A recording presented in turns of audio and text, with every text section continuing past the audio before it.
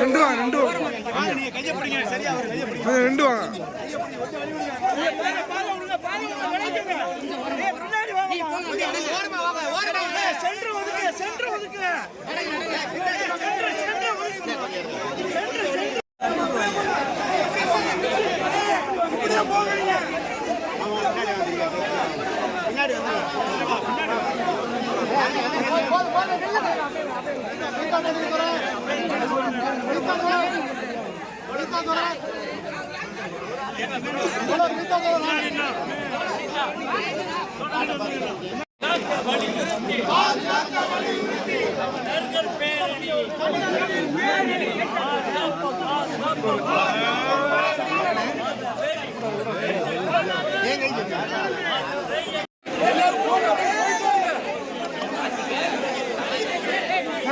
நீங்க பின்னாடி நீங்க சைலண்ட் இல்லைங்கண்ணே, சரியான காமெடி பண்ணிக்கிட்டு இருக்கீங்க.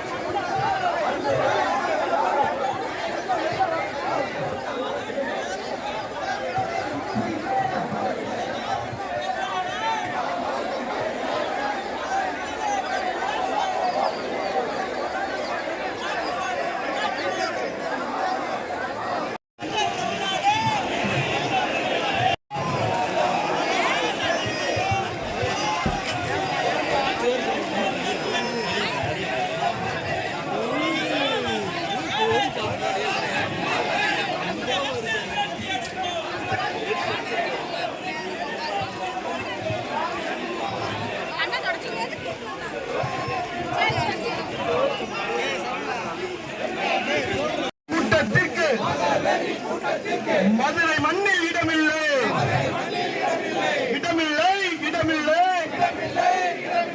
மதுரை கூட்டத்துக்கு இடமில்லை, தமிழ்நாட்டில் இடமில்லை. எங்கே நீதி, எங்கே நீதி, ஒற்றை சிலம்பு கொண்டு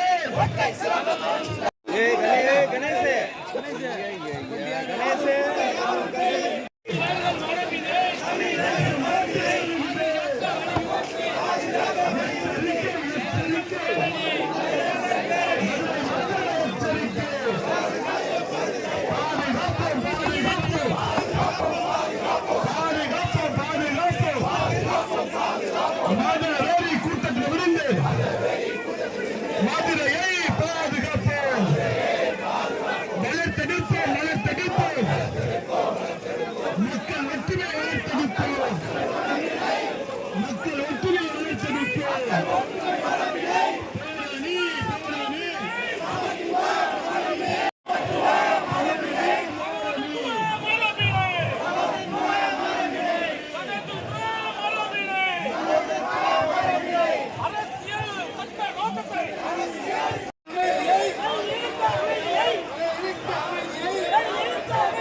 மதுரையின் மரபினை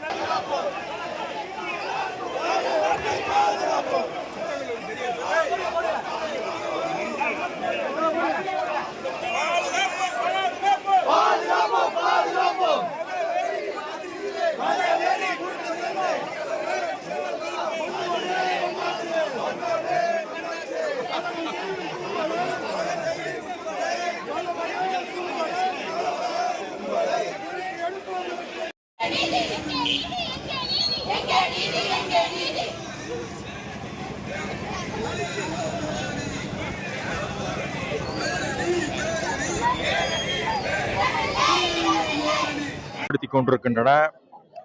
அவர்களுடைய திட்டமே இந்து ராஷ்டிரம் என்கிற ஒரு உச்சபட்ச ஒரு நிலைதான். அதை நோக்கி செல்கின்ற வகையில இன்றைக்கு அனைத்து உயர்கல்வி நிறுவனங்களிலும் அனைத்து உச்ச நீதிமன்ற உயர் நீதிமன்றத்தில் இருக்கிற நீதிபதிகளையும் இன்றைக்கு அவர்கள் RSS மயமாக்கி இருக்கிறார்கள். அந்த வகையிலே இங்கே இருக்கிற உயர் நீதிமன்றத்தினுடைய நீதிபதி ஒருவர் தான் RSS ஆக இருந்தாலும் அதை தன்னுடைய பணியிலே காட்டக்கூடாது என்பதை முழுதும் மறந்து அவர் ஒரு முழு RSS ஆகவே இன்றைக்கு இங்கே நடந்து கொண்டிருக்கிறார். அந்த வகையிலே அவர் உத்தரவு போடுகிறார். அதுல எதிர்த்தரப்புக்கு வாய்ப்பு கூட கொடுக்காமல் மிக குறுகிய காலத்திலேயே அவருடைய உத்தரவுகளை அவர் நிறைவேற்றி கொண்டிருக்கிறார். இது எங்கே இந்த சட்டமெல்லாம் இருக்கிறது என்று தெரியவில்லை.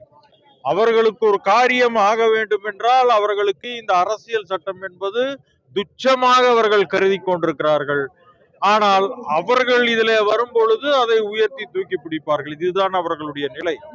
ஆனால் மதுரையிலே திருப்பரங்குன்றத்திலே அவர்கள் ஏற்படுத்த நினைத்த அந்த கலவரத்தை மிக சாதுரியமாக மிக அருமையாக தமிழ்நாடு அரசு அதை எதிர்கொண்டு தமிழகத்தினுடைய முதல்வர் தளபதி அவர்கள் மிக சிறப்பாக அதை கை கொண்டிருக்கிறார்.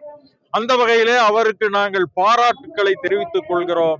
அது மட்டுமல்ல, தொடர்ந்து இங்கே இருக்கிற இந்த உயர்நீதிமன்ற நீதிபதிக்கு எதிராக இம்பீச்மெண்ட் நாடாளுமன்றத்திலே கொண்டு வரப்பட்டிருக்கிறது. அது இன்னும் நடைமுறைக்கு வர இருக்கிறது. அதற்கிடையிலே இந்தியாவிலே இருக்கிற ஒரு 58 நீதிபதிகள் அவருக்கு ஆதரவாக குரல் எடுத்திருக்கிறார்கள். அப்படி என்றால் என்ன பொருள்? இன்றைக்கு இருக்கிற நீதிபதிகள் அத்துணை பேரும் இன்றைக்கு RSS மயமாக்கப்பட்டிருக்கிறார்கள் என்பதுதான் அதன் பொருள். ஆக இது மிகப்பெரிய பாதிப்பை இந்திய துணைக்கண்டத்துக்கு மட்டுமல்ல தமிழ்நாட்டுக்கும் ஏற்படுத்த போகிறது. தமிழ்நாட்டில் மட்டும்தான் தமிழ் முற்றிலும் அழிக்கப்படாமல் இருக்கிறது. குஜராத்திலே குஜராத் அழிந்து விட்டது. பீகாரில் இருக்கிற அவர்களுடைய சொந்த மொழி அழிந்திருக்கிறது. மராட்டியத்திலே மராட்டிய மொழி அழிந்து முழுசும் அங்க இந்தி தான் இருக்கிறது. பெங்களூர்ல போனா அங்கே இந்தி தான் பேசுகிறார்கள். ஹைதராபாத் போனால் அங்கே இந்தி தான் பேசுகிறார்கள். தமிழ்நாட்டில் மட்டும்தான் இன்னும் நாம் தமிழர்களாக வாழ்ந்து கொண்டிருக்கிறோம். இதை அழிப்பதற்கு அவர்கள் துடித்துக் கொண்டிருக்கிறார்கள். அதனால்தான் ஒரு அமைச்சர் சொல்கிறார், சனாதானத்துக்கு எதிராக ஒரு மாநில அரசு இருக்கிறது என்று அவர்கள் சொல்கிறார்கள். அப்படி இருந்தால் அது என்ன தவறா? சனாதானம் என்பது மனிதனுக்குள்ளே வேறுபாடை ஏற்படுத்துகிற ஒரு சூழல் என்று சொல்லும் பொழுது அதை தந்தை பெரியார் காலத்திலிருந்து நாம் எதிர்த்து கொண்டிருக்கிறோம். அந்த மனித நேயம் தான் இன்னைக்கு மத நல்லிணக்க பேரணியை இங்கே அனைத்து மதத்தினரும் சேர்ந்து தமிழர்களாக ஒன்று சேர்ந்திருக்கிறோம். ஆக இங்கே திருப்பரங்குன்றத்திலே RSS பாஜக அவர்களுடைய பாசிச சக்திகளுடைய ஜம்பம் பலிக்காது. உறுதியாக சொல்கிறோம், இங்கே தமிழர்கள் வெற்றி பெறுவார்கள். நன்றி, வணக்கம்.